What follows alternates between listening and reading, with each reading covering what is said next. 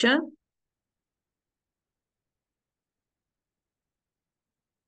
Buenas noches, doctora. Sí se escucha. ¿Cómo está, doctorita Ivana? Buenas noches, Eh, doctora. Sí se escucha. Buenas Buenas noches. noches, doctor. Escucha, Eh, Vamos a dar un tiempito para que empiecen a conectarse sus compañeros y también haya un poquito de mayor participación en este encuentro síncrono, que ya vamos a ver esta segunda fase de nuestros recursos ordinarios para el cumplimiento del principio de subsidiariedad, ¿sí? Entonces, vamos a esperar unos 5 minutitos. Muy bien, vamos a dejarlo hasta las 7:10 para puntualmente iniciar y lo único que les voy a pedir, por favor, es que no se desconecten y que hagan de esta clase un espacio interactivo, que participen activamente. Pues de todas formas, a pesar de algunos inconvenientes, yo sigo anotando a mis estudiantes que participan en clase y pues participen activamente con cámara encendida. En lo posible que tengan a mano, en este caso, su código de procedimiento civil, porque el día de hoy vamos a ver materia civil, ¿ya? Para que aprovechemos estos minutitos para ir buscando nuestras referencias jurídicas, ¿sí? Entonces, en 7 minutitos nos encontramos, por favor. Tengan paciencia y agradezco mucho su puntualidad.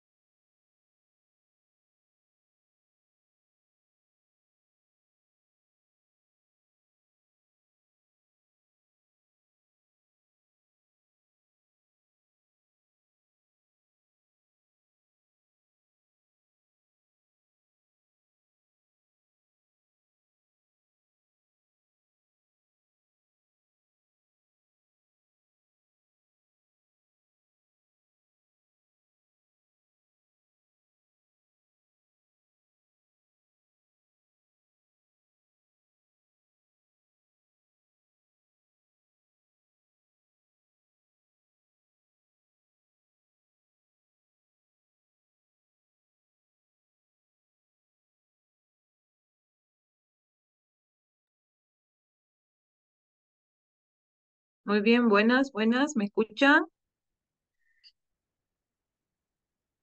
Buenas noches, doctora, se le escucha. Estoy ahorita Buenas noches, doctora, se le escucha. solicitando el poder compartir pantalla. Por favor, si nos están escuchando, los de la coordinación de la sociedad científica, por favor. Ahora sí, gracias. Muy bien. Gracias por el retorno a los que están participando. Por favor, les voy a pedir siempre estar participando activamente conmigo.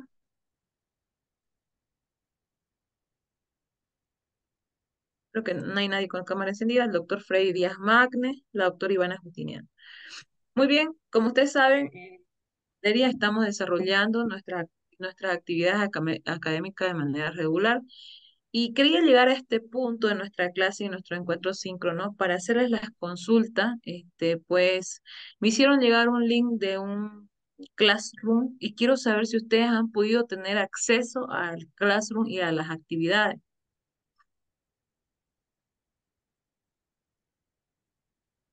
Alguien, por favor, que me pueda comunicar. Es que yo, la verdad, he tratado de comunicarme con el tema de la coordinación y tengo un poco de preocupación por el tema de las actividades.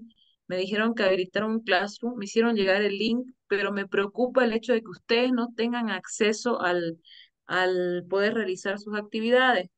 Entonces, tal vez incluso cambiar el método de evaluación, eh, acordar algo con la coordinación. No sé si me están escuchando, incluso en este espacio síncrono, los de la coordinación, para poder, y a ustedes también como estudiantes, preguntarles si han tenido, les ha llegado el link o de alguna forma tener acceso. Tal vez me lo enviaron a mí, yo tenía que enviárselos a ustedes. Estoy un poco preocupada por esto de las actividades. ¿Han realizado las actividades, la actividad de la primera semana?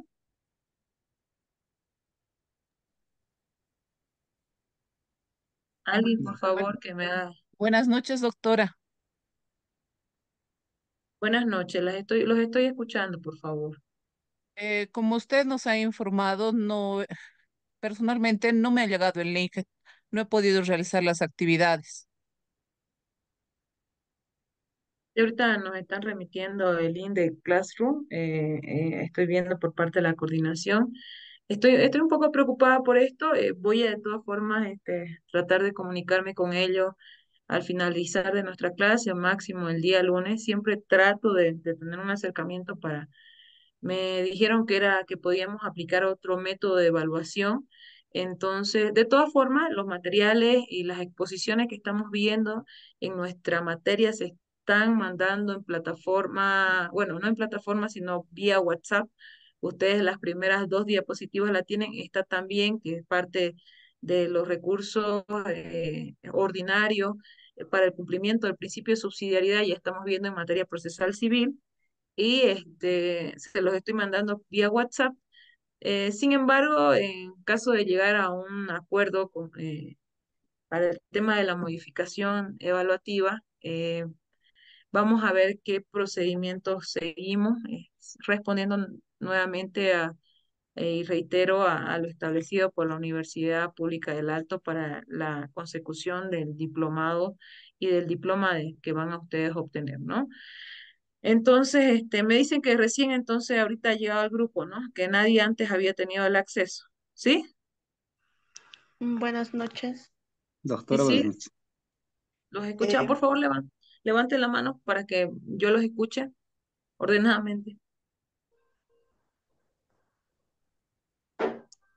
Con las reacciones del Zoom me pueden levantar la mano. Los escucho. ¿Alguien que quiera participar? Buenas noches. Doctora, no nos ha llegado, porque creo que todos compartimos el mismo grupo y no nos llegó las actividades que usted nos está indicando en este momento por Classroom. Recién, Ya, está bien. Em, Recién ahorita. sí. Ya. Entonces, nada, vamos a ordenar esto con el tema de la coordinación nuevamente. Estoy un poco preocupada por esto, pero vamos a tratar de solucionarlo incluso antes de nuestro último encuentro, ¿ya? Lo estaremos comunicando. Doctor Gabriel Bustamante, ¿lo escuchamos?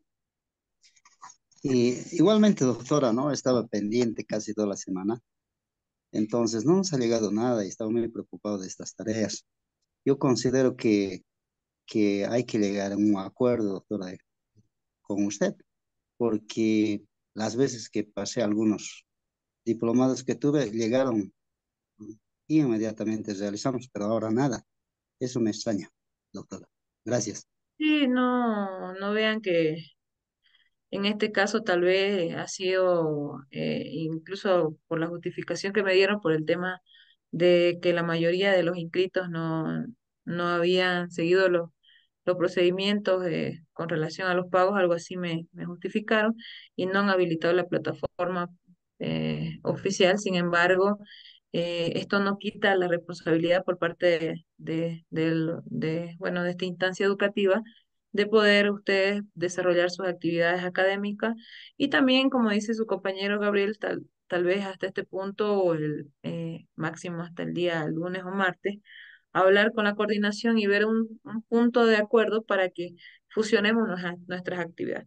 De todas formas, estamos viendo ahorita la unidad temática número 2 que viene en una parte uno que es la parte penal, y la parte 2 que es la parte civil, que es la que vamos a desarrollar el día de hoy.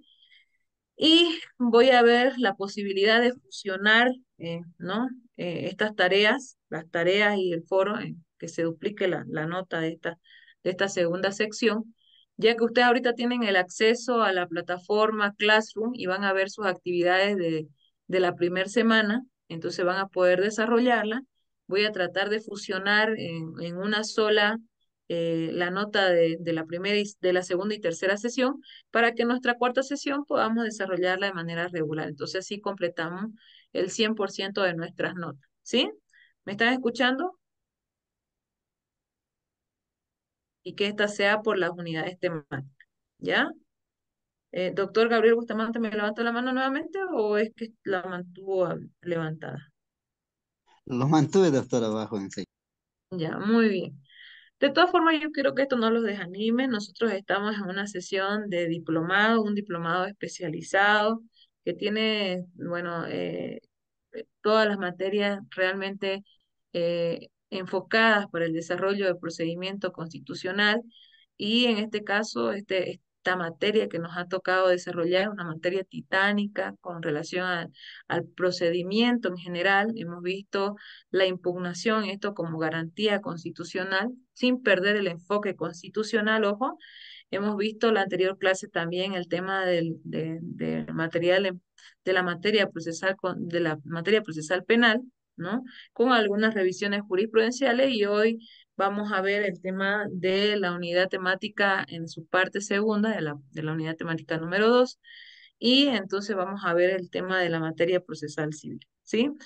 Nuevamente voy a tener que fusionar las actividades destinadas de la segunda y tercera semana en una sola. Hoy les voy a pedir que ustedes ya vayan revisando sus actividades de la primera semana para que ustedes las desarrollen. Y voy a hacer de estas un poco más breves para que ustedes alcancen a desarrollarlas también hasta final de nuestra clase, ¿sí? Que nuestro siguiente encuentro ya va a ser el último, en el que vamos a ver los recursos constitucionales que existen, que es el recurso de queja y el recurso de sobreseguimiento en materia totalmente procesal constitucional, ¿ya? Entonces vamos a dar pie al avance de hasta este punto espero que lo tengan claro. Voy a hablar con nuestros coordinadores y vamos a ver ahí de solucionar. Ya decía uno de sus compañeros que espera que no nos extiendan un poco más de plazo y que podamos desarrollar nuestras actividades académicas con normal desarrollo. Sin embargo, les estoy mandando el material en PDF para que ustedes lo tengan en vía WhatsApp y lo revisen. En caso de que se desarrolle alguna evaluación, no va a ser de la noche a la mañana, van a tener su espacio, pero siempre con un tiempo de hora delimitado. Nuevamente me toca hablar, de pronto me permitan consolidar un proceso de evaluación distinto, y ya cualquier cosa se lo vamos a estar comunicando, ¿sí? Muchas gracias a todos ustedes por estar aquí presentes también en este encuentro síncrono. Muy bien, vamos a dar paso a los recursos ordinarios por el cumplimiento del principio de subsidiariedad. En materia civil, si bien nosotros tenemos ya algunas nomenclaturas muy parecidas en materia procesal constitucional, a la materia procesal penal, perdón, tenemos el recurso de reposición, ¿ya?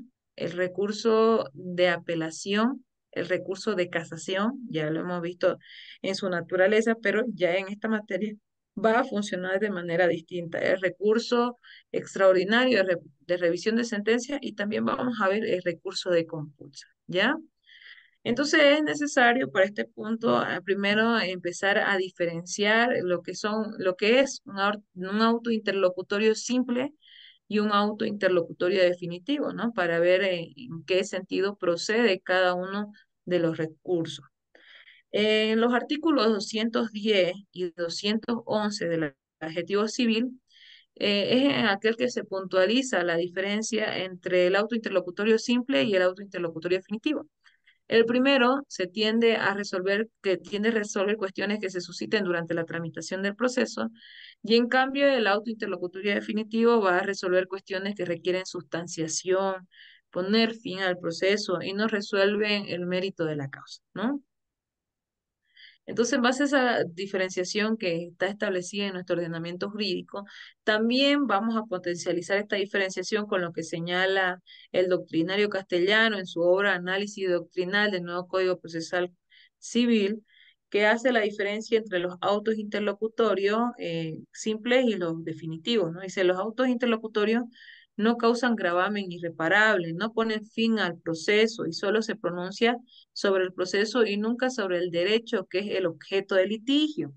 Por consiguiente, solo se tiene por objeto la marcha del proceso y resolver cuestiones procesales, incidentes y otros trámites que se presentan en la tramitación del proceso y que se necesita de fundamento. En cambio, los autos interlocutorios definitivos señalan se equiparan a una sentencia judicial porque ponen fin al proceso en forma definitiva. Por lo tanto, resuelven cuestiones que requieren sustanciación, motivación y una explicación a las partes. Constituyen autos definitivos aquellas que se pronuncian, por ejemplo, sobre la excepción previa de la cosa juzgada, transacción, prescripción y sobre todo la forma extraordinaria de conclusión del proceso, ¿no? Entonces ya vamos adentrándonos un poquito a materia civil para establecer la diferenciación entre estos. También existe el tema de la impugnabilidad, ¿no? De acuerdo a lo que dice el Código Procesal Civil y la legitimación y sus clases. Todas las resoluciones judiciales, dice el artículo 250, numeral 1 de esta normativa, son impugnables, salvo disposición expresa de la ley, ¿no? Necesito que alguien que tenga a mano el Código de Procedimiento Civil. ¿Lo tiene a mano el Código de Procedimiento Civil? ¿Lo tienen a mano? ¿Alguien? ¿Sí? Doctorita Carmen Inés Galarza, ¿lo tiene a mano? Sí, doctora, buenas Muy noches. bien. Buenas noches. ¿Me puede leer, por favor, el artículo 250? Sí. Artículo 250. Impugnabilidad de las resoluciones judiciales. Las resoluciones judiciales son inimpugnables, salvo disposición expresa en contrario. 2. Puede renunciarse a la impugnación en forma expresa o tácita dentro del proceso, expresamente cuando en forma y plazo la parte así lo declare, independientemente de la aceptación de la otra parte, y en forma tácita cuando se deje vencer el plazo o se realice un acto incompatible con la voluntad manifiesta de recurrir. Muy claro, muy puntual lo que nos dice nuestra normativa, ¿no? También aquí tenemos el tema de la legitimación, quienes van a participar dentro de estas actuaciones de impugnabilidad. Están las partes que están munidas de ese derecho, pues están inmersas en un proceso judicial, y los terceros interesados que van a ser también legitimizados para estas acciones. Entonces, dentro de estas formas de impugnación existen los recursos y está el recurso de reposición, el recurso de apelación en sus tres efectos, el efecto suspensivo, el efecto devolutivo y el efecto diferido. Está la compulsa expulsa y está la revisión extraordinaria de sentencia. Entonces, aquí podemos ver de manera didáctica, ¿no? Este tipo como una introducción a estos recursos. Muy bien, nos vamos a adentrar de llano a lo que es el recurso de reposición en materia civil. A quien tenga alguien más aparte de la doctora Carmen Inés, porque estoy tomando apunte de la parte. Carmen Inés Galarza, ¿no? Carmen Galarza. ¿Alguien más que tenga el Código de Procedimiento Civil, mano? Sí, doctora. Muy bien, ¿a quién estamos escuchando? No sé si lo estamos viendo. Hola. Sí, doctora. Doctor Gabriel. Gabriel, justamente. Muy bien. Doctor Gabriel, 253, por favor, ¿me lee? Recurso de reposición, artículo 253, procedencia. El recurso de reposición procede contra las providencias y autos interlocutorios como objeto de la autoridad judicial advertida de su error, los modifique, deje sin efecto o anule. Parágrafo 2. Este recurso podrá plantearse en cualquier momento del proceso, inclusive en ejecución de sentencia, si la naturaleza de lo resuelto lo permite.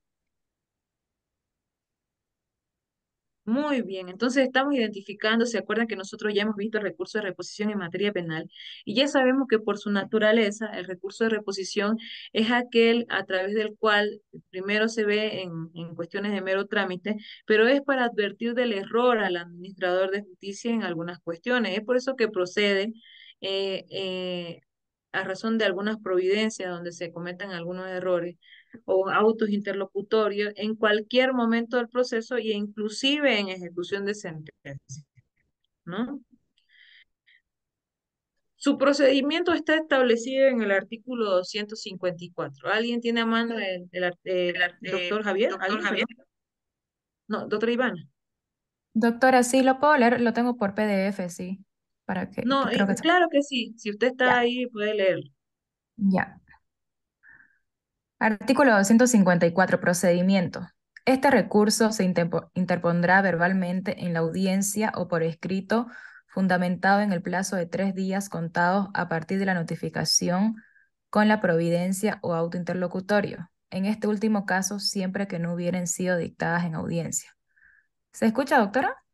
Sí, sí, la estamos escuchando. Ya, ok. Parágrafo segundo. Ay, se salió.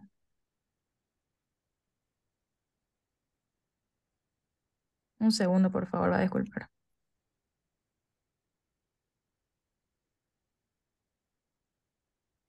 La autoridad judicial podrá resolver inmediatamente y sin sustanciación el recurso, manteniendo, modificando, dejando sin efecto o anulando la providencia o auto interlocutorio. Parágrafo tercero. El recurso planteado por escrito será corrido en traslado con plazo de 3 días con la contestación o sin ella. Se dictará resolución sin más trámite. Parágrafo cuarto. El recurso de reposición planteado en la audiencia contra providencias será contestado en la misma y deberá ser resuelto inmediatamente. Parágrafo quinto. La apelación contra los autos interlocutorios podrá ser alternativa del recurso de reposición, debiéndose deducir ambos recursos de manera conjunta. Nuevamente lo último, por favor, doctora. Claro, la apelación contra los autos interlocutorios podrá ser alternativa del recurso de reposición, debiéndose deducir ambos recursos de manera conjunta. Muy bien. Muchas gracias. Entonces, de acuerdo a lo leído en el artículo 254, vamos a diferir de que el procedimiento puede darse para este recurso de manera verbal o de manera escrita, ¿no? De manera verbal, cuando se interpone en audiencia, y ahí va a producirse la resolución inmediata. Y por escrito, va a cursar un periodo de 3 días para la notificación y también para la respuesta. Puede ser de inmediato, manteniendo, modificando y dejando sin efecto o anulando algún error que haya cometido la autoridad jurisdiccional, ¿no? Con retraslado en tercero día, con dictado de inmediato, ¿no?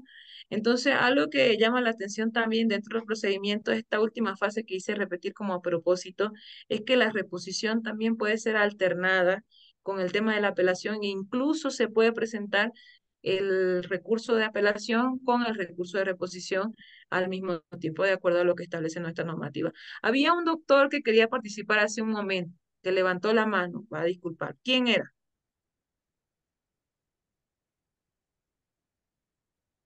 Alguien que levantó la mano hace un momento para leer el Código de Procedimiento Civil.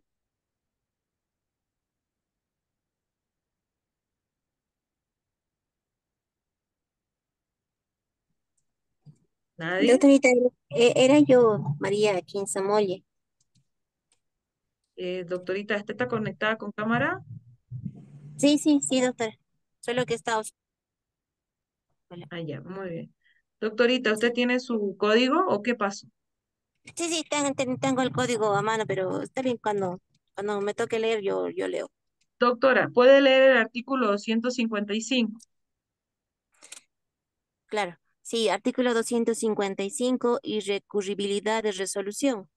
La resolución que modificare o dejare sin efecto la recurrida es inimpugnable sin perjuicio de reproducir la cuestión objeto de la reposición al recurrir de la sentencia o auto definitivo si fuera procedente. Muy bien, entonces en suma podemos decir que la resolución del recurso de reposición va a ser inimpugnable, ¿no? De acuerdo a este articulado. Muy bien, vamos a ver un caso, una extracción de ratio decidendi de la sentencia constitucional plurinacional 1658/2013 de fecha 04 de octubre, ¿ya? Que menciona en su fundamento jurídico 3.7, dice, de las normas del Código de Procedimientos Civil citado precedentemente se extrae que contra los autos interlocutorios procede recurso de reposición. Y cuando éste fuere denegado, la apelación alternativa. Se establece también que procede recurso de apelación contra los autos interlocutorios que se pronuncien durante la tramitación del proceso y contra los cuales la ley admite este recurso. Y una de las normas que admite el recurso de apelación contra el auto interlocutorio es el artículo 339 del Código de Procedimiento Civil, que señala que en contra de las resoluciones que resuelven las excepciones previas, el inciso 1 al 6 y el artículo 336 del Código de Procedimiento Civil, procede el recurso de apelación en efecto evolutivo. Desde esa perspectiva, contra un auto interlocutorio procede el recurso de apelación siempre que estuviera autorizado por la ley, ¿no? Entonces aquí nosotros cuando revisamos las sentencias constitucionales plurinacionales, vamos a ver que estas están munidas muchas veces de subreglas o de una interpretación que ordena las ideas, ¿no? Entonces, miren que es interesante, si bien en algunos aspectos, es decir, autos interlocutorios simples o providencias de mero trámite, dice esto, sí se puede presentar el recurso de apelación alternativa con el recurso de reposición. Sin embargo, existen naturalezas específicas establecidas, dice, en el artículo 339 y 336, que lo vamos a revisar más adelante, donde hay un inciso más específico que ¿sí? Entonces, es muy importante por eso hacer la revisión constitucional. Esa- de esa forma, alguien está con audio encendido, perdón, ¿sí? No, ya. Vamos a pasar y vamos a dar curso al, al recurso de apelación, ¿no? El recurso de apelación es un recurso ordinario concedido a favor del impugnante de una resolución que le causa agravio con el objeto de ser modificada, revocada, se deje sin efecto o se anule. Eso es lo que podemos encontrar en el artículo 256 del Código de Procedimiento Civil. Los errores de derecho que no afecten la parte resolutiva no es causal de apelación, ¿sí? Los errores de derecho que no afecten la parte resolutiva no es causal de apelación, ¿ya? No procede contra las resoluciones de simple sustanciación y en contra de las cuales están prohibidas por la ley. Ahí, por ejemplo, tenemos las expresadas específicamente en el 258. ¿Alguien tiene nuevamente la posibilidad de ayudarme a la lectura del artículo 258? Yo le ¿Me ayudo. permite, doctora? Buenas noches. Eh, Buenas noches. Un ratito, a ver, ¿quién es? ¿Doctor Mauricio Miranda? Mauricio, doctora. Ya, Sí. doctor, lo escuché. Ar- Artículo 258. Improcedencia. No procederá apelación contra las providencias de simple sustanciación y resoluciones contra las cuales la ley expresamente las prohíbe. Está tal cual expresado, ¿no? ¿Quién es la doctora María René? La escuchamos, doctorita. Buenas noches, doctora. No, yo quería leer ese artículo, pero ya la leí mi compañero. Muy bien, puede leer el artículo 259, ¿sí? Ya. Artículo 259. Efectos. El recurso de apelación, sin perjuicio de lo establecido para la ejecución provisional de las sentencias y autos definitivos a que se refiere el artículo 402 de este código, se concede. 1.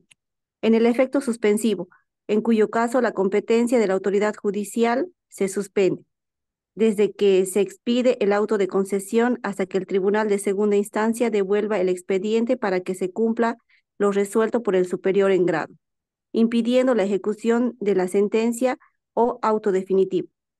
2. En el efecto devolutivo, en cuyo caso se permite la prosecución de trámites en lo principal, sin perjuicio de la alzada, con indicación de las piezas estrictamente necesarias a fotocopiarse, que deberán ser legalizadas y su remisión separadamente al Tribunal Superior. En caso de la falta de pago de los gastos para las fotocopias legalizadas referidas, en el plazo de 48 horas computables desde la notificación con el auto de concesión del recurso, se aplicará su caducidad y ejecutoría de la resolución impugnada.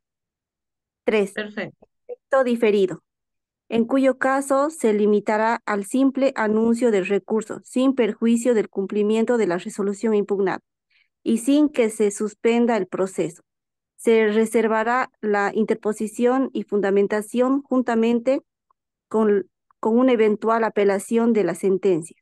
Si la sentencia fuera apelada, se correrá traslado de ambos recursos a la contraparte, con cuya contestación o sin ella serán concedidos para su resolución en forma conjunta por el superior en grado. Si la sentencia no fuera apelada por la misma parte, el anuncio de la apelación con efecto diferido se tendrá por retirada. Muy bien, muchísimas gracias. Muy bien, entonces existen ahí en este artículo, estamos viendo, esperen un ratito antes de seguir, doctora María René, ¿cuál es su apellido? Herrera. Herrera. Le voy a pedir por favor que mantenga su nombre de pila, su primer nombre y su primer apellido para que yo lo pueda registrar también su participación.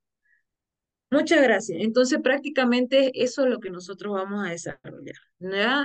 Muy importante primero ver el tema de la apelación en efecto suspensivo que procede contra sentencias, autos definitivos y otras establecidas en ley, de acuerdo al artículo 257, numeral 1. Y en este efecto suspensivo lo vamos a ver ya un poco más profundo en el artículo 260, numeral 1. ¿Qué dice este artículo? Es que va a proceder sobre solo en ordinario y de sentencia y autos definitivos que den fin al litigio o imposibiliten su continuación, como ser, por ejemplo, autos desestimatorios por improponibilidad de demanda sin recurso posterior. Ahí tenemos eso establecido en el artículo 113. Auto definitivo de extinción del proceso de la inactividad sin recurso posterior también, y el auto interlocutorio que resuelve excepciones previas de incompetencia, prescripción, caducidad, transacción, conciliación y cosas juzgadas, ¿no? Entonces, vamos a ver que en este sentido, cuando hablamos de la apelación en efecto suspensivo, en la fase del tribunal o autoridad jurisdiccional de primera instancia que recepciona este tipo de apelaciones, corren traslado en todas sus partes, ¿no? El contenido íntegro, el expediente en general de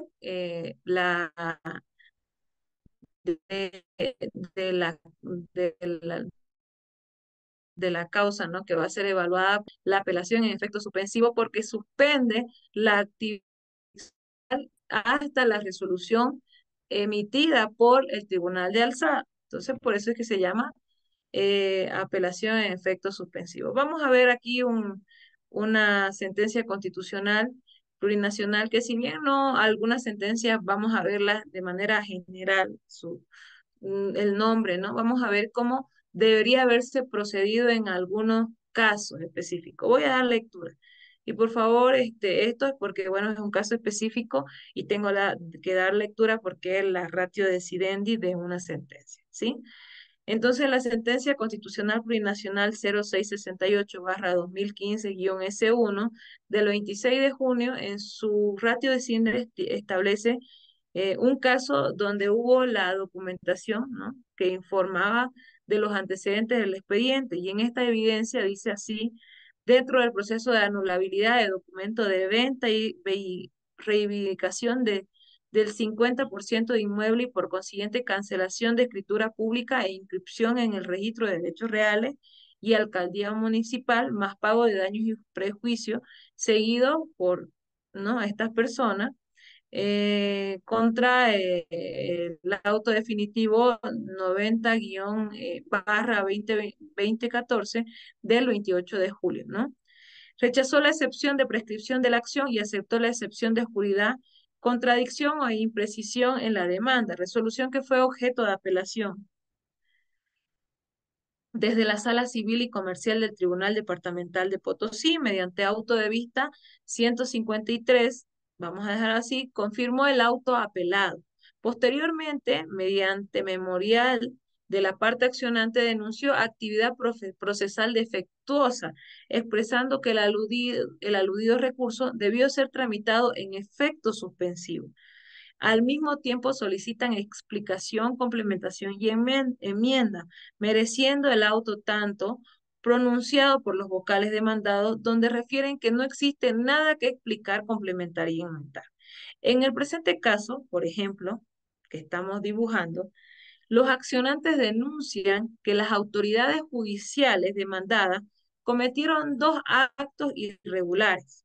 Uno, el primero, que tramitaron el recurso de apelación en el efecto devolutivo, siendo lo correcto el efecto suspensivo. Y en segundo, en el auto de vista tanto hoy impugnado, se pronunció respecto a los puntos planteados en la apelación interpuesta. Al respecto, cabe mencionar en la primera instancia que revisado los antecedentes se evidencia que interpuesto el recurso de apelación contra el auto, el juez de la causa admitió y concedió el mismo en efecto devolutivo. Sin embargo, los ahora accionantes no observaron aquello ante el mismo juez, ya sea pidiendo modificación, mutación o revocación del auto de concesión conforme a la normativa procesal, es decir, no hicieron uso oportuno de los recursos que la ley le franquea, más al contrario, al proveer los recaudos necesarios para que el mencionado recurso se eleve al Tribunal de Alzada. Consintieron de manera libre y expresamente el mencionado acto hoy denunciado, situación que se encuentra dentro de las causales de improcedencia, conforme al artículo 53, numeral 2 del Código de Procedimiento Procesal Constitucional, respondiendo por ello de negar la tutela sobre este punto conforme al fundamento jurídico de la presente sentencia constitucional. ¿Se dan cuenta? A pesar de que quienes actuaron de manera defectuosa, que fue el juez de primera instancia en este caso, por ejemplo, no procediendo como establece la normativa cuando se interpone una apelación en efecto suspensivo, ¿sí? Cuando se interpone una apelación en efecto suspensivo, se debería dar pausa a la actividad procesal, ¿sí? Para que cuando el Tribunal de Alzada resuelva de recién a razón de esa resolución, ese auto definitivo, se pueda dar continuación al proceso. Sin embargo, se siguió el proceso, en efecto, el recurso, y aunque ya estaba en revisión por parte del Tribunal de Alzada, en este caso preciso, se dio continuación y los ahora demandantes de la acción de amparo constitucional eh, plantearon esta acción por actividad procesal defectuosa y el Tribunal Constitucional no le concede la tutela, pues hizo caso omiso, ¿no? Y dio como si estuviera de acuerdo, ¿no? Porque se llama acto consentido acorde al artículo establecido, al articulado 53 del Código Procesal Constitucional, siguiendo el procedimiento judicial sin haber reclamado en su momento, ¿no? Bueno, se dan cuenta que nosotros esta sentencia constitucional la plasmo porque es un poco curiosa, y ahí da una recomendación de ustedes y que en el seguimiento de los recursos ordinarios siempre se haga la indicación, la solicitud, la reclamación de los derechos que se creen vulnerados y no así una vez agotadas las instancias y ya emitida la sentencia, sino en su momento pertinente, ¿no? Aquí vamos a ver la apelación en efecto devolutivo. La apelación en efecto devolutivo se encuentra plasmada en el artículo 260, numeral 2. ¿Alguien que me pueda dar una ayuda ahí en la lectura? Doctora, buenas noches. Doctor Artículo, Javier, usted había levantado la mano hace rato. Era usted, creo. creo que sí, doctora. Sí. Pero puedo proseguir con Muy la bien, lectura. puede proseguir, puede proseguir. Artículo 260, procedencia de las apelaciones suspensiva, devolutiva, diferida. Parágrafo primero, la apelación tendrá efecto suspensivo solo en proceso ordinario cuando se trate de sentencia o auto que ponga fin al litigio o haga imposible su continuación. Parágrafo segundo, en los demás casos la apelación no tendrá efecto suspensivo y deberá ser concedida devolutivamente. Parágrafo tercero, el anuncio y posterior interposición de la apelación en efecto diferido procederá contra las siguientes resoluciones en primera instancia. Uno, Un ratito, auto. ahí nomás, ahí no, ya.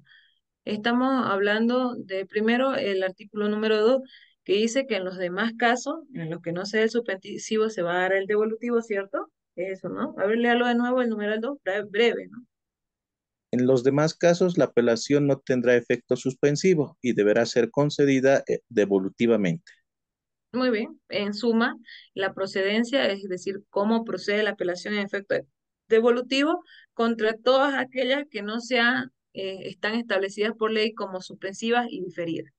Entonces, ahí, por ejemplo, está la oposición, el rechazo de no intervención de tercero, el auto declaratorio de procedencia o desestimatorio de llamamiento de citación de visión, el auto de aprobación y pago de costas, la negativa de homologación de transacción y la resolución de sección de costos y costas. Esos son algunos ejemplos que puedo extraer en los que se puede dar el efecto devolutivo, la apelación en efecto devolutivo, ¿ya? Eso para que ustedes lo tomen en cuenta. Entonces, eso ¿puede haber otras situaciones? Claro que sí. Por ejemplo, la que vamos a mencionar posteriormente, la revisión de la, de las sentencias constitucionales. Entonces, procede contra todas las que no sean suspensivas y diferidas. Aquí, por ejemplo, también tenemos la resolución de rechazo de diligencia preparatoria, la resolución de admisión o denegación de medida cautelar, la resolución de rechazo de tercería e intervención de terceros, la resolución de rechazo de oposición de concurso que declare probada suspensivo sin recurso, la sentencia definitiva que resuelve excepciones en procesos monitorios, la sentencia de proceso extraordinario y la resolución final, por ejemplo, en procesos voluntarios. Vamos a leer un poquito a ver qué dice nuestro Código de Procedimiento Civil con relación a la resolución de rechazo de diligencia preparatoria. A ver algo de lo básico, ¿me puede ayudar alguien con el artículo 309? ¿Puedo leer, doctora? Claro que sí, doctora Carmen. Artículo 309. Recursos. La resolución que rechace la diligencia admitirá recurso de apelación en el efecto devolutivo.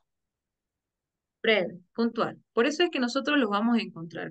Específicamente dice en las que no están establecidas, las que sean suspensivas y diferidas, pero ahí la normativa nos ayuda, ¿no? Con algunas identificaciones. A ver, vamos a ver lo que dice con relación a la sentencia del proceso extraordinario. Ah, no, ese está un poquito más largo. Vamos a ver, a ver, a ver. La resolución de rechazo de tercerías e intervención de terceros, el artículo 359, numeral 2.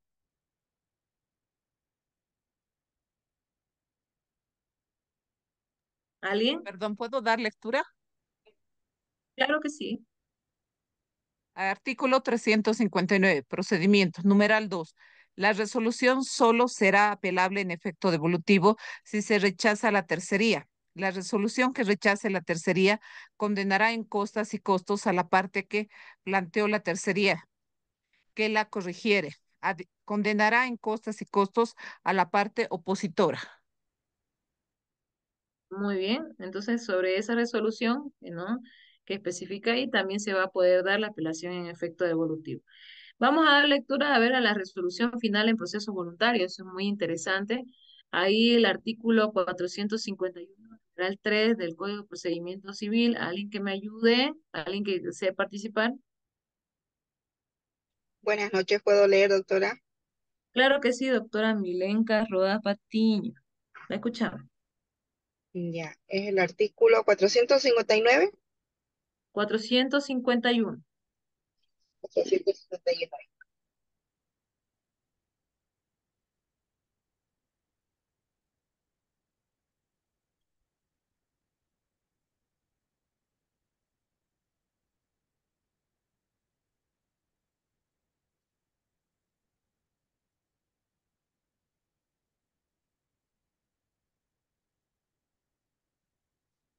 Procedimiento. En los casos que corresponda, la solicitud se presentará con los requisitos de la demanda, El acompañando los numeral medios de 3. prueba. El Numeral 3. numeral 3. Contra la resolución que resuelva la solicitud procede el recurso de reposición con alternativa de apelación, que se concederá en el efecto devolutivo. Muy bien, muy bien. Entonces, aquí también por eso pongo entre paréntesis reposición, porque contra estas resoluciones también se puede dar el recurso de reposición de acuerdo a su naturaleza, como también en la apelación, pero en efecto devolutivo. ¿Qué significa en efecto devolutivo? Nuevamente, significa que ustedes pueden interponer su recurso de apelación, puede ir en revisión al Tribunal de Alzada, sin embargo, el proceso va a seguir su curso normal de acuerdo a los plazos, ¿ya? La autoridad jurisdiccional no tiene la obligación de suspender el proceso como lo que sucede en el recurso de apelación en efecto suspensivo. En la apelación en efecto devolutivo, la tramitación se continúa, ¿sí? Muy bien. Vamos a ver lo que dice aquí este caso también de la revisión de la sentencia constitucional plurinacional 0896/2015-S1 del 29 de septiembre. ¿No? Vamos a ver en este caso concreto. En el caso concreto, se advierte que ante el pronunciamiento del auto por parte del juez, el accionante, si consideraba que ese actuado lesionó sus derechos y era incorrecta dicha disposición, él mismo tuvo la oportunidad de interponer el recurso de apelación conforme lo dispone el artículo 518 del Código de Procedimiento Civil que establece. Las resoluciones dictadas en ejecución de sentencia podrán ser apeladas solo en efecto devolutivo, sin recurso ulterior, de lo que se colige que el presente caso se adecua a la aplicación del principio de subsidiariedad que rige al amparo constitucional, ya que tuvo la oportunidad de activar los mecanismos intraprocesales que la ley franquea, siendo evidente que esta acción tutelar no procede contra resoluciones judiciales o administrativas que pueden ser modificadas o suprimidas por cualquier otro recurso del cual no se haya hecho uso oportuno, por lo que sin entrar en mayores consideraciones, corresponde denegar la tutela solicitada. ¿Se dan cuenta? Ahí por eso la importancia de que ustedes conozcan los recursos eh, ordinarios para cumplimiento del principio de subsidiariedad, ¿no? En este caso, por ejemplo, si bien había la posibilidad de interponer, y nuevamente algo muy importante, en fase de ejecución de sentencia, el único recurso que procede en sus efectos, puedo decir en efectos, ¿no? Que es el tema de la apelación, es la apelación en efecto devolutivo. Es decir, puede ir en revisión del Tribunal de Alzada, pero no va a suspender su seguimiento regular, ¿no? Entonces, aquí podemos ver que de todas formas, en este caso, no se hizo uso del recurso de apelación en efecto devolutivo, aunque ésta haya estado ya haya sido una resolución dictada en ejecución de sentencia, y también no se puede solicitar a la autoridad jurisdiccional constitucional alguna modificación, supresión, ¿no? Y puede entrar en detalle en una controversia judicial cuando se tuvo los recursos esenciales y los recursos que la ley franquea para que pueda defender su derecho en su momento, ¿no? El espacio y la jurisdicción constitucional se da primero en el marco del amparo constitucional, cumpliendo el principio de subsidiariedad y de manera general en otros aspectos también para la protección de los derechos fundamentales y las garantías constitucionales. De todas formas, vamos a estudiar también este tercer caso, que es la apelación en el efecto diferido, que lo vamos a encontrar en el artículo 260, numeral 3. También están ahí los numerales 1, 2 y 3 y 4, ¿no? Vamos a ver que de manera puntual esta va a proceder ante los autos interlocutorios que resuelven cuestiones previas, excepto el artículo 367, numeral 1, numeral 3, que va a ser en efecto suspensivo. Aquí podemos ver, bueno, su excepción, ¿no?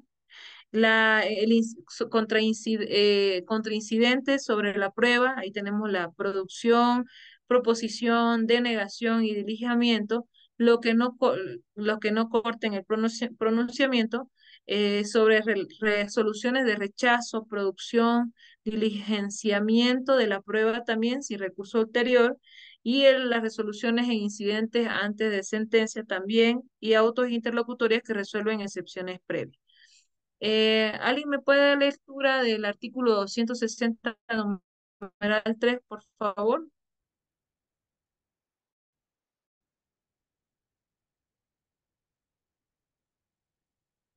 ¿Alguien? Doctora, ¿puedo dar?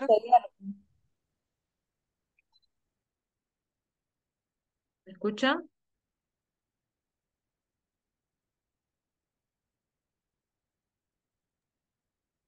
Hola. ¿Puedo continuar, Doctor doctora? Vicente, perdón, voy a darle, doctor Javier, gracias. Enseguida le voy a dar la participación. Ahora vamos a escuchar al doctor Vicente Cuaquira. Buenas noches, doctora. Artículo 260, numeral 3, ¿correcto?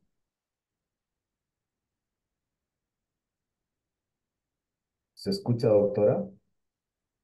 Tenemos un poco de eco, no sé si soy la única que lo escucha así tal vez, pero tenemos mucho eco en su audio. Poco si se acerca a su audio un poquito tal vez. Artículo 260, numeral 3. ¿Está bien, doctora? ¿Se escucha ahora? ¿Sí? Sí, ahora sí, un poquito mejor. Numeral 3. El anuncio y posterior interposición de la apelación en efecto diferido procederá contra las siguientes resoluciones en primera instancia. 1. Autos interlocutorios que resolvieren cuestiones previas, excepto las mencionadas en el artículo 367, parágrafo 1, numeral 3. Número 2. Autos interlocutorios que resolvieren incidentes. Número 3. Resoluciones sobre proposición, producción, denegación y diligenciamiento de la prueba. Numeral 4. Resoluciones que no cortaren el procedimiento ulterior, salvo que el presente código disponga lo contrario. Muy bien, ahí va, de ahí es que hemos desglosado ya los otros puntos. Me gustaría, por favor, que me lean también ahí el doctor Javier Rubén Caguasa, así que me puede dar la mano, el artículo 367, numeral 1 o parágrafo 1, numeral 2, para ver si se añade el tema de los autos interlocutorios que resuelven en secciones previas, por favor. Está bien, doctor. 367, parágrafo primero, numeral segundo, ¿no, doctora? Sí, El auto interlocutorio que resolviera excepciones previas admitirá recurso de apelación con efecto diferido. perfecto. Entonces ahí se añade esta forma más, ¿no? Por eso es que en la presentación ustedes lo tienen todo ya un poquito más resumido, ya tienen el material para que puedan guiarse, porque esa es la intención de este curso, ¿no? De este diplomado, que es a profundidad el estudio de los recursos, ¿no? Muy bien, vamos a hacer la lectura de este caso. Em, ya saben que a través de los casos nosotros nos munimos de experiencia de lo que se debe hacer y lo que no se debe hacer.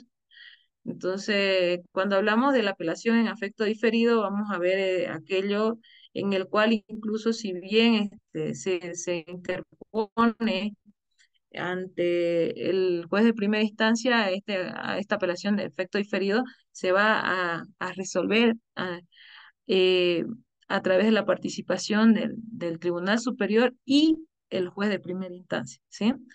Entonces aquí tenemos una extracción de la ratio decidendi de esta sentencia constitucional plurinacional 0118/2015-S3 del 20 de febrero, que establece: los accionantes denuncian la vulneración de sus derechos a la defensa, al debido proceso, a la tutela judicial efectiva, así como la inobservancia del principio de legalidad, alegando que dentro del proceso civil ordinario de mejor derecho propietario y de reivindicación seguido en su contra, el juez de la causa rechazó su excepción de personería sin fundamentación legal ni razón valedera, a cuyo mérito interpusieron recurso de apelación, mismo que fue concedido en efecto diferido, sin tener en cuenta la duración del proceso, que implica que recién se conocerá la vulneración de su derecho en una eventual apelación de la sentencia. Al respecto, corresponde señalar que dentro del proceso civil ordinario de referencia, la resolución del juez hoy demandado declaró improbada las excepciones de personería y oscuridad, contradicción e imprecisión de la demanda deducidos por los demandados, ahora accionando, por lo que planteó el recurso de apelación. Por lo que planteado el recurso de apelación por decreto del 2 de abril, se corrió en traslado a la Constitución por providencia del 11 del igual mes. El juez señaló que se tenía por interpuesto el recurso de apelación en el efecto diferido conforme a lo dispuesto de los articulados, ¿ya? En este sentido, el artículo tanto 24, ¿ya? De la CAP señala la apelación en efecto diferido, entre otros, procede contra autos interlocutorios que resolvieron excepciones previas. Justo el tema que hemos añadido, ¿no? Aparte de lo que de manera general señalaba normativa. ¿Dónde me quedé? Entre otros, procede contra autos interlocutorios que resolvieron excepciones previas, siendo su finalidad postergar su conocimiento ante la eventual apelación conjunta de la resolución definitiva. Asimismo, la norma prevista en el artículo 25 de la misma ley, al establecer el procedimiento de la apelación en efecto diferido, precisa el alcance y la naturaleza de dicha apelación cuando dispone: la apelación en el efecto diferido se limitará a su simple interposición, en cuyo caso, y sin perjuicio de cumplimiento de eh, la resolución, de la resolución impugnada y la prosecución del proceso, se reservará la fundamentación en forma conjunta con la de la eventual apelación de la sentencia definitiva. 2.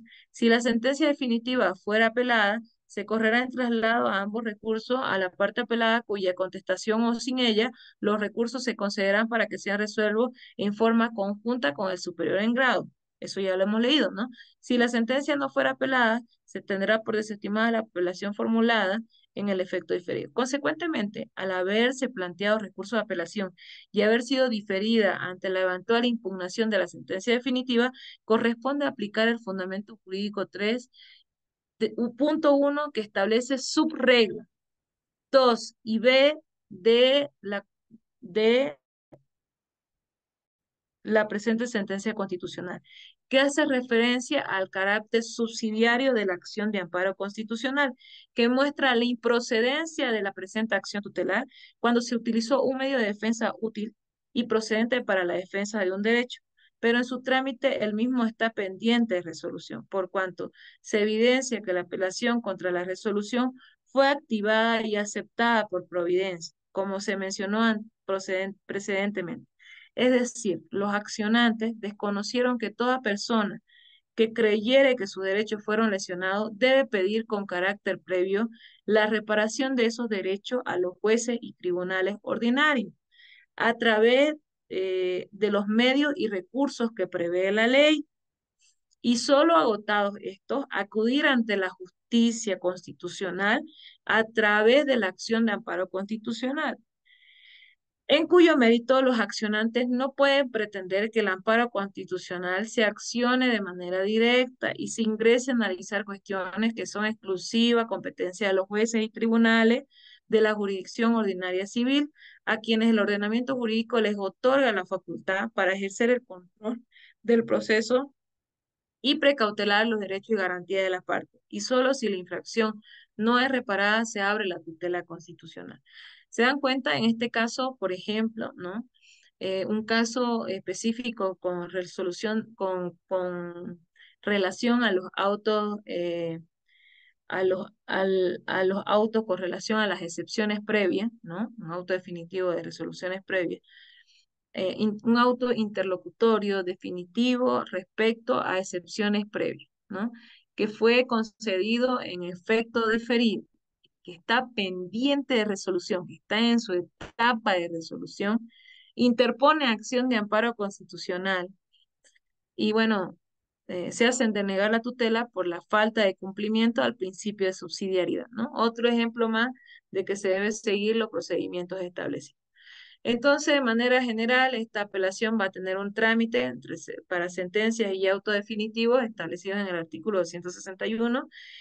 Va a tener como plazo 10 días, va a correr en traslado también, adhesión en el mismo plazo y en la contestación también en el mismo plazo, para sentencias, ¿no? Ojo, si estoy hablando de manera general, cualquier efecto, todos los efectos, los tres efectos, suspensivo, devolutivo y diferido. Si la apelación se hace contra sentencia y auto definitivo, el plazo que se maneja es de 10 días, ¿sí? Si es contra autos interlocutorios, el plazo va a ser 3 días para resolución fuera de audiencia.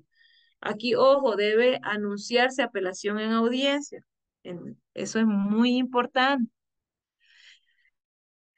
Y bueno, la concesión va a ser de acuerdo al artículo 263 que dice 24 horas para la remisión. Si hay rechazo, concesión, en otro efecto debe compulsar, ¿sí? Ya ahí procede el recurso de compulsa. Hasta este punto, ¿vamos entendiéndolo? Muy bien.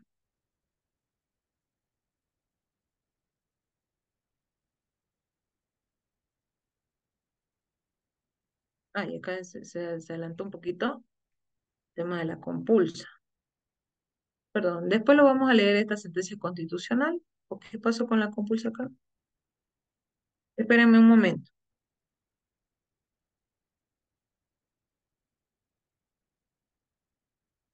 Aquí está.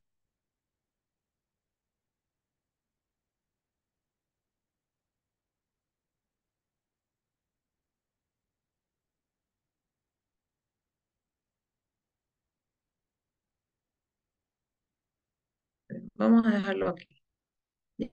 ¿Ya? Vamos a proseguir. Muy bien, continuamos con el recurso de casación. El recurso de casación tiene un plazo y un procedimiento específico establecido en el artículo 273 y 277 del Código de Procedimiento Civil. El plazo para interponer es de 10 días. Aquí voy a poner yo no sé qué ha pasado, algo se ha mezclado acá. Un ratito ya.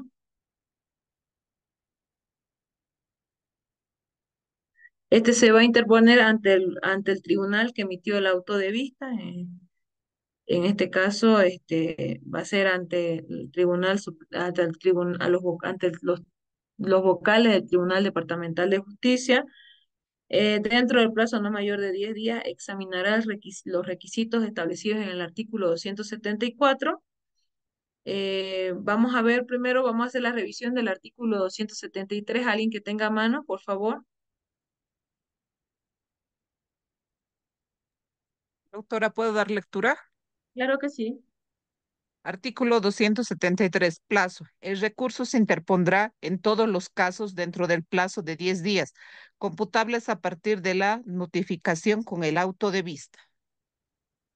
Muy bien. El artículo 174, por favor. ¿Alguien? Yo, doctora, por favor. Perfecto.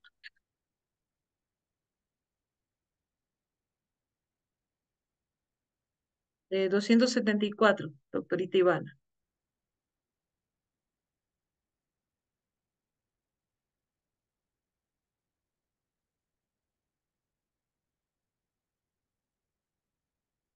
No la estamos escuchando, está sin audio.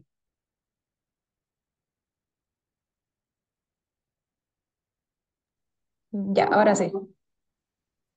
Ya. 274 requisitos. El recurso deberá reunir los siguientes requisitos. 1. Será presentado por escrito ante el tribunal que dictó el auto de vista cuya casación se pretenda. Número 2. Citará en términos claros y precisos el auto de vista del que se recurriere y su foliación. Número 3. Expresará con claridad y precisión la ley o leyes infringidas, violadas o aplicadas indebida o erróneamente interpretadas, especificando en qué consiste la infracción, la violación, falsedad o error, ya se trate de recurso de casación en el fondo, en la forma o en ambos. Estas especificaciones deberán hacerse precisamente en el recurso y no fundarse en memoriales anteriores ni suplirse posteriormente. Numeral segundo. El tribunal negará directamente la concesión del recurso cuando, número 1, hubiere sido interpuesto después del vencido el plazo. Número 2, cuando la resolución impugnada no admita recurso de casación.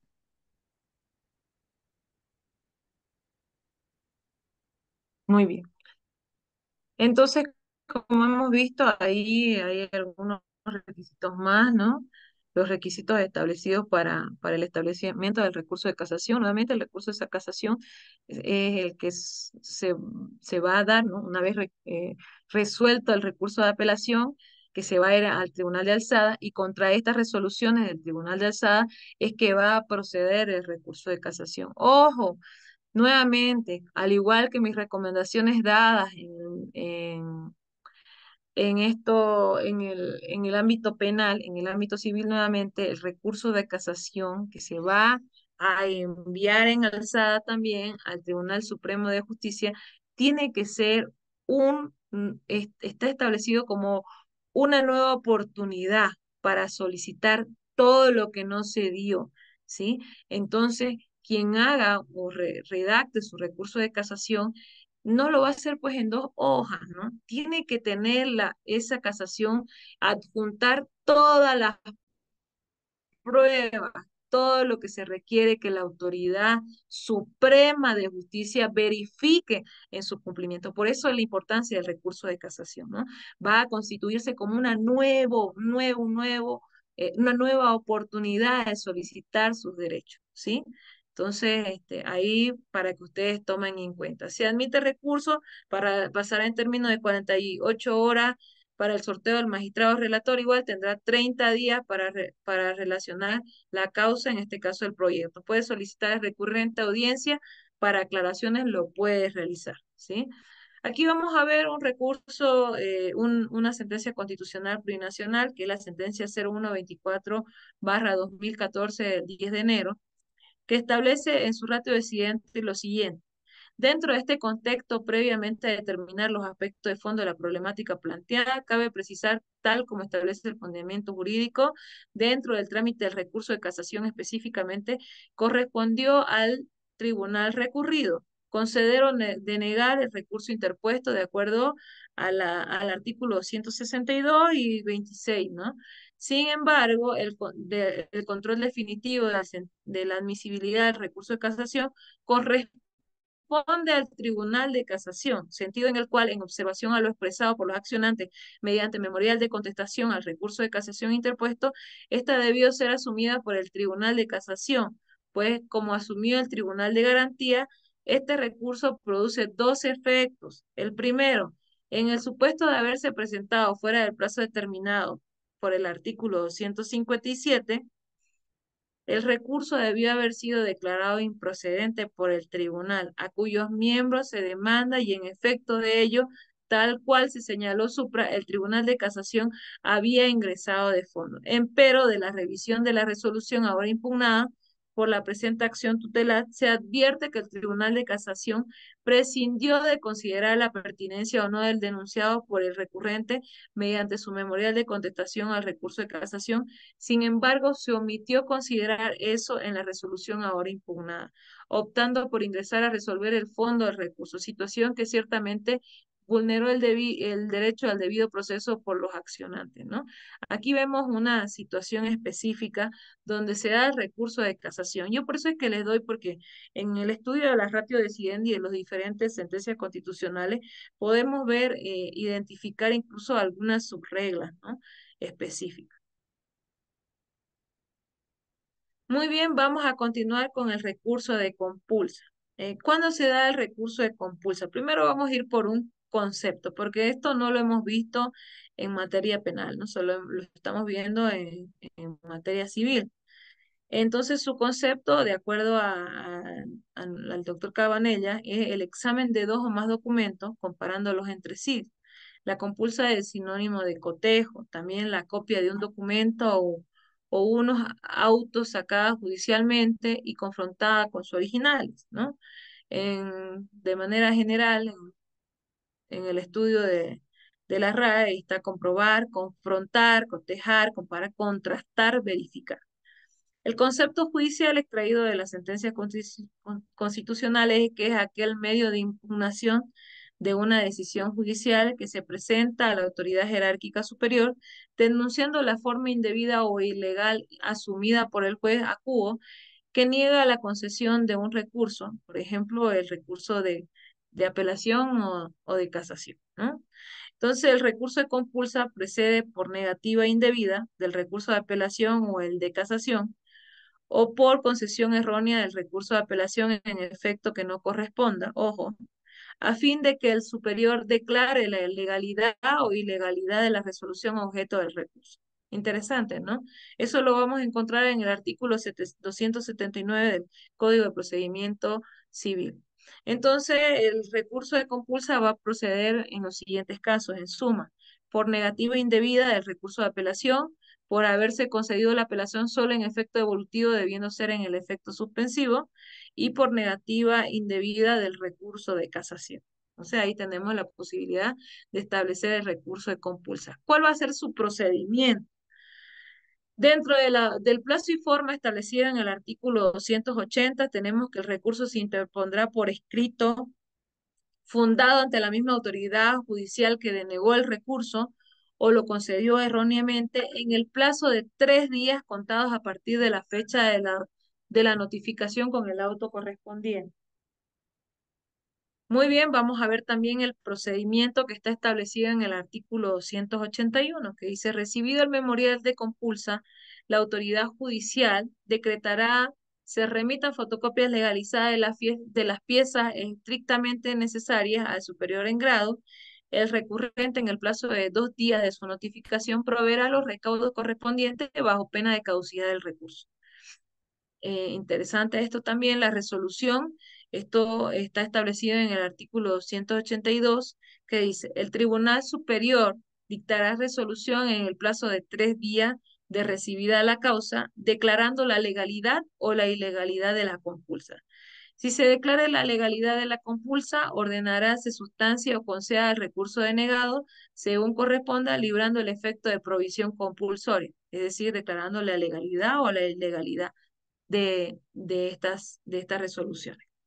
La nulidad e inadmisibilidad, ¿no? Es si el superior declarara legal la compulsa, todo lo actuado por el inferior a partir de la interposición del recurso será nulo de plano derecho. Y no será admisible ningún recurso contra la resolución que resuelva la compulsa. Ojo, ¿no? Ya es el último recurso o la última instancia en la vía judicial. Vamos a ver lo que establece la sentencia constitucional 0883/2012, perdón, en un caso sobre compulsa, ¿no? En esta prácticamente que establece la finalidad y es de esta sentencia del 20 de agosto. En su fundamento jurídico número 2, el recurso que señala, ¿no? El recurso de compulsa y su finalidad. Con la finalidad de resolver adecuadamente la problemática planteada, es necesario desarrollar la naturaleza jurídica del recurso de compulsa y su finalidad prevista por el legislador al respecto del célebre procesalista latinoamericano Eduardo Cauturs, que sostuvo: si el andamiento de la apelación quedara subordinada a la voluntad del juez apelado, lo probable es que el instituto quedara desnaturalizado. Por un lado, el amor propio excesivo conduciría a la conclusión de considerar justa la sentencia y no someterse a la autoridad de un mayor juez, ¿no? Por otra, en un plano moral superior, existe la posibilidad de que el juez, sin amor propio excesivo, pero con un sincero convencimiento, crea que es beneficioso para la causa de la justicia no suspender los efectos de su fallo y niegue el recurso por sincera convicción de hacer el bien, ¿no? Por bajo este entendimiento, en los artículos 283 del Código de Procedimiento Civil prevé que el recurso de compulsa procede en los siguientes casos. Nuevamente, por negativa indebida del proceso del recurso de apelación, por haberse concedido la apelación solo en efecto devolutivo, debiendo ser en efecto suspensivo, y por negativa indebida del recurso de casación. Entonces se puede definir, miren, en la vía jurisprudencial, en una sentencia indicativa, que la compulsa va a ser aquel medio de impugnación de una decisión judicial que se presenta a la autoridad jerárquica superior denunciando la forma indebida e ilegal asumida por el juez acuo que niega la concesión de un recurso de apelación o casación o haberse concedido a la alzada en un efecto que no corresponde solo en el efecto devolutivo, debiendo ser en el suspensivo. Muy interesante para que ustedes lo tomen en cuenta. Entonces también acá tenemos la sentencia constitucional plurinacional 0396/2014 del 25 de febrero, que establece también otro caso, ¿no? En el caso de examen se tiene que el accionante interpuso un recurso de apelación contra el auto, el mismo que fue denegado por lo que correspondía interponer el recurso de compulsa. Al respecto, el artículo 283 del Código de Procedimiento Civil regula la procedencia de dicho recurso, que ya sabemos cuáles son los tres, ¿no? En este sentido, el recurso de compulsa es un medio de impugnación que presenta ante la autoridad jerárquica denunciando la forma tanto. Ante la negativa de la apelación por parte de la autoridad demanda, la accionante como tercera interesada, antes de recurrir a la jurisdicción constitucional, debió agotar previamente todos los recursos legales que el procedimiento civil le franquea. En este caso, tenía expedito el recurso de compulsa previsto en el artículo 283.1 de la norma precitada. Si bien es cierto que el accionante consideró errada la determinación asumida por la autoridad demandada al negarle el recurso de apelación, corresponde al superior emitir su pronunciamiento respecto a los actos u omisiones denunciados como lesivos a sus intereses. ¿Se dan cuenta? Entonces, no solamente es el saber el efecto, hasta dónde llega, incluso el recurso de casación, sino agotar las vías jurisdiccionales en materia, ¿no? Por eso, la necesaria revisión de la legal o ilegalidad en base a la revisión de compulsa. Muy bien, vamos a ir al siguiente, que es el recurso extraordinario de revisión de sentencia que está establecido en el artículo 284 y siguientes del Código Procesal de Procedimiento Civil, ¿no? Este hará lugar el recurso extraordinario, dice, hará lugar el recurso extraordinario de revisión ante el Tribunal Supremo de Justicia de una sentencia ejecutoriada en proceso ordinario en los siguientes casos. 1. Si hubiere fundado en documentos declarados falsos por otra sentencia ejecutoriada que se hubiera dictado con posterioridad a la sentencia que se tratare de rever, ¿no? Dictado exclusivamente en virtud de prueba testifical, los testigos hubieran sido condenados por falso testimonio. Si hubiera ganado injustamente en virtud de cohecho, violencia o fraude procesal declarado en sentencia ejecutoriada, después de pronunciada, se cobrar en documento decisivo detenidos por fuerza mayor o por obra de la parte en favor del cual se hubiera dictado, previa sentencia declarativa de acto, hecho y ejecutoriada, ¿no? Eso es muy importante para que lo tomen en cuenta este recurso de revisión extraordinaria, ¿no? Recurso extraordinario de revisión de sentencia. ¿Quiénes están legitimados? Lo que están legitimados no dice en este recurso. El recurso extraordinario de revisión será interpuesto por quienes hubieran sido parte en el proceso ordinario por sus sucesores o causaviente a título universal o particular, ¿no? El artículo 286 que establece el plazo, el recurso extraordinario de revisión solo podrá interponerse dentro del plazo fatal de 1 año, computable de la fecha en que la sentencia quedó ejecutoriada. Admisibilidad establecida en los 187 que dice fotocopias legalizadas de las sentencias respectivas de la certificación de su ejecutoriada, fundamentos que se alegue, indicación del juzgado donde se encontrara el expediente en el cual se pronunció la sentencia impugnada y presentación de tantas copias y fotocopias del recurso como partes que hubieran intervenido en el proceso que se reverá, ¿no? En este caso tenemos el procedimiento y el procedimiento está establecido en el artículo 288. ¿Alguien me puede coadyuvar aquí? ¿Ayudar? 288. Yo, doctora.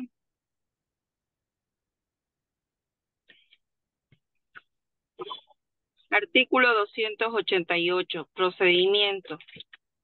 El Pero Tribunal ¿quién, Supremo de Justicia.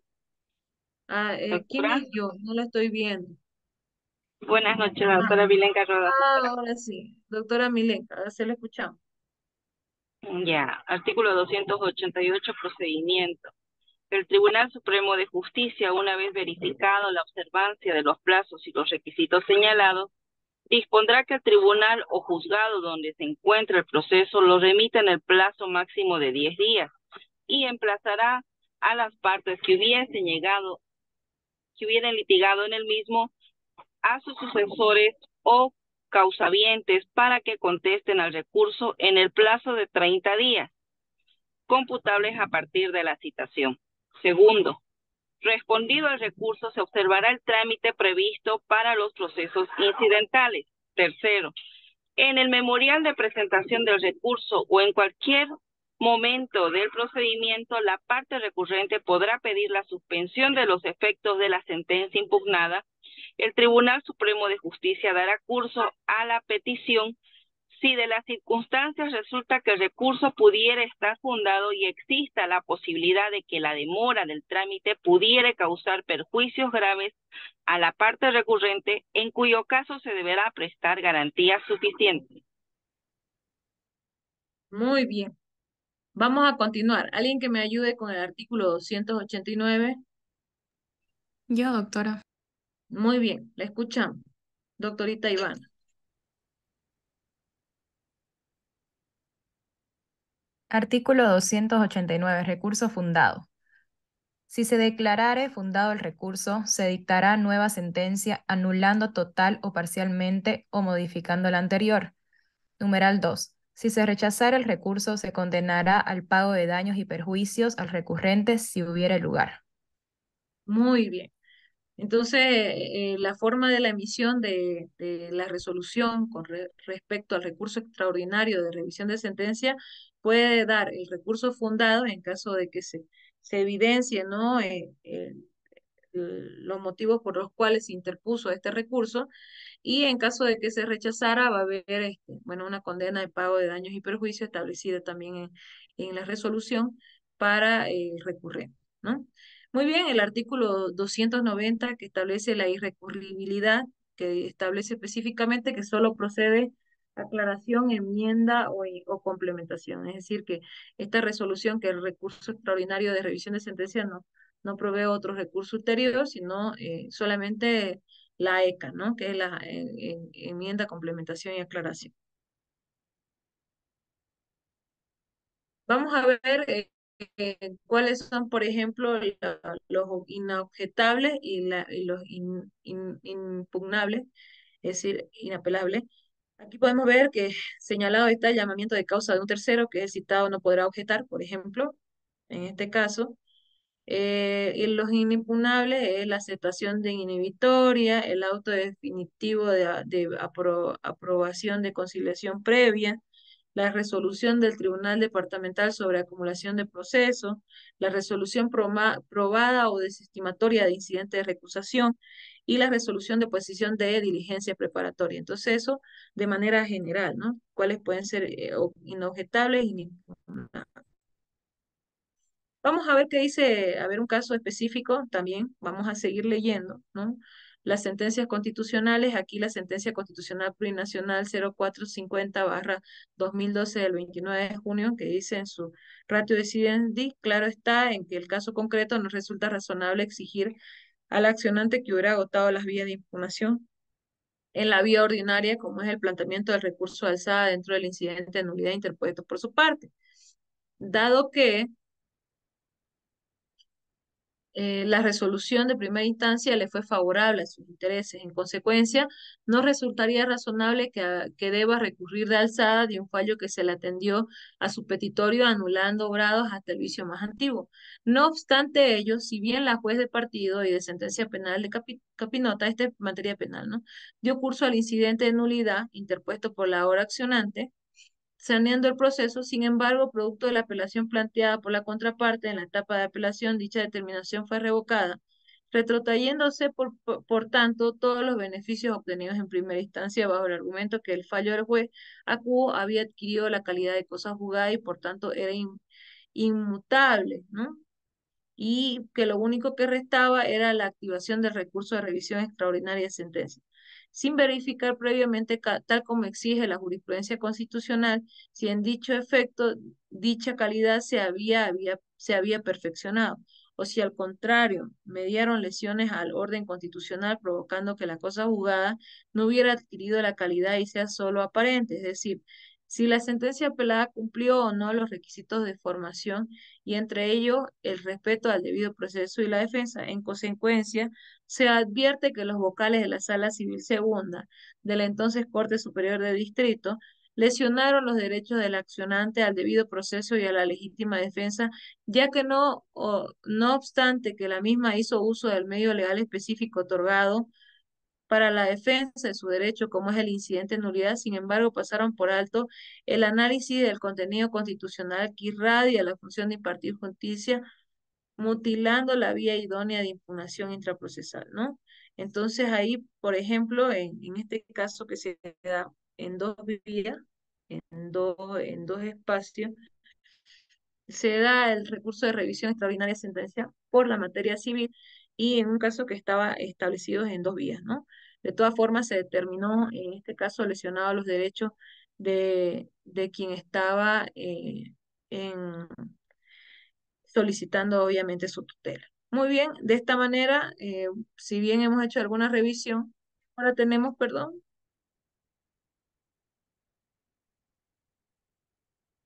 Hola, hola, ¿me escuchan? No sé, un ratito se pierden, se me desconectan 8:30. todos.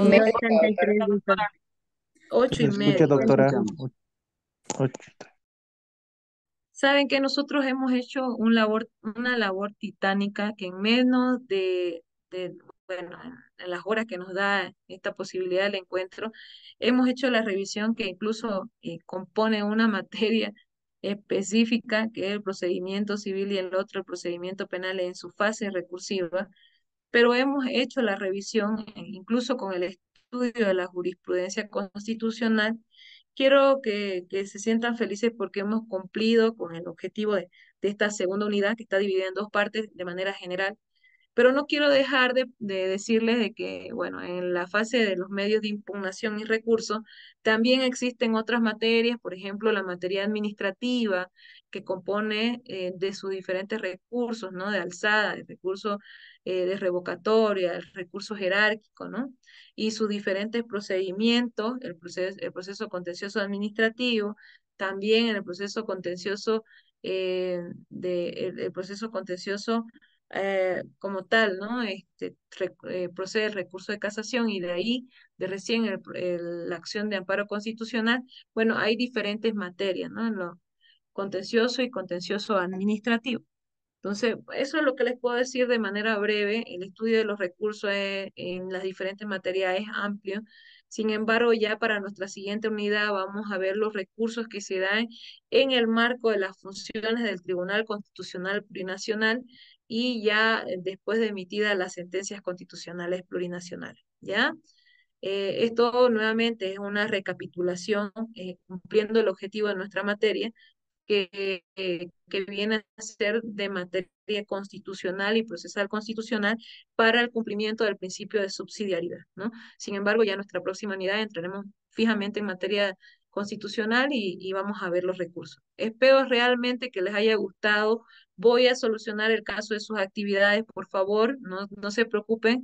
De todas formas, ahora mismo les mando las diapositivas para que ustedes las tengan a mano y puedan si desean, y les pido por favor profundizar en la sentencia que les pongo como referencia. Si ustedes desean, pueden indagar un poco más, ver su estructura, ver su ratio decidendi completa, su obiter dicta, su decision, para que ustedes se den cuenta y no se cometan los mismos errores en el marco del cumplimiento del principio de subsidiariedad. Por favor, distinguidos doctores, la verdad es un placer a ustedes acompañarlos estos días, a veces este día sábado en las noches tenemos que correr porque bueno, no tenemos receso y sé que ustedes quedan cansados, pero como estamos llevando una materia de recursos, donde si perdemos el hilo, pues volvemos a iniciar, es mejor llevarlo de corrido, ¿ya?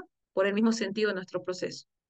Hasta este punto yo sé que espero que hayan hecho una revisión, ¿no? Y sé que es un poco ampulosa nuestra materia, pero por favor véanlos del lado positivo, que ya poco a poco nos estamos abriendo al conocimiento con relación al cumplimiento y agotamiento de las vías judiciales en materia ordinaria, ¿sí?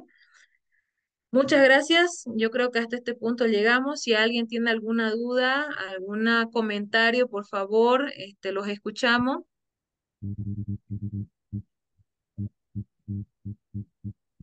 Todo claro, doctora. Más bien gracias por la explicación, está súper clara. Muchas gracias, doctorita Ivana, y gracias a todos ustedes por su participación activa. Estoy todo el tiempo haciendo los apuntes, no sé si se nota, de su participación para considerarlos positivamente. De todas formas, esperamos solucionar este tema de las actividades. Si ustedes pueden ya ir ingresando a Classroom para resolver las actividades de la primera semana. Y nuevamente voy a fusionar las actividades de la segunda y tercera semana con relación a los recursos ordinarios en marco del cumplimiento del principio de subsidiariedad, y ya la última semana ya les habilito la tercera actividad, ¿sí? Con relación a nuestra unidad número 3. Tengo una consulta, por favor, antes de retirarnos. El tema de las actividades de la semana, de la primera semana, ¿tienen fecha límite? ¿Le han puesto con límites o en este transcurso de la semana podemos realizarlo? Sí, yo le voy a hablar con el coordinador, voy a permitirles realizarlos también durante la semana. Vamos a habilitar la segunda actividad que va a valer por 2, ¿no? Por la segunda y tercera semana. Y voy a hablar, necesito ver bien, coordinarlo, porque sé que los ha habilitado, pero no sé si tienen plazo, más bien si lo están mirando y están indagando, me ayudaría bastante si me dicen si tienen plazo ahí establecido, porque realmente yo quiero hablar con la coordinación para darles el plazo un poco más abierto. No puedo extenderme más de lo que me dice, ¿no? Para mandar sus notas, pues sería la última semana que vamos a vernos el sábado hasta el día viernes antes de que empiece su siguiente clase, ¿sí? Pero yo voy a pedirle que hasta el día viernes de la próxima semana estén habilitadas las actividades, ¿ya? No se preocupen de eso. Y siempre, por favor, yo manejo la hora de las 10 de la noche, no lo dejen para última hora. Si bien vamos a tener un plazo abierto, no lo dejen para última hora. Manejo a las 10 de la noche porque si lo pongo a las 12 realmente se puede saturar y bueno, no es cómodo que estén pidiendo auxilio ni para mí ni para ustedes a la coordinación a esa hora, ¿no? Entonces es mejor que realicen sus actividades con tiempo, es más, si pueden este fin de semana ya ir realizando sus actividades de la primera semana, ¿ya? Les agradezco, distinguidos doctores, gracias por participar de este proceso de enseñanza-aprendizaje. Con todo el ánimo, los espero el próximo sábado a la misma hora. Muchas gracias. Muchas gracias, doctora. Hasta luego. Las gracias, doctora. Hasta luego. Doctora, gracias. Gracias, Gracias, doctora. doctora. Hasta luego, compañeros. Muchas gracias, doctora. Muchas gracias, compañeros. Hasta luego.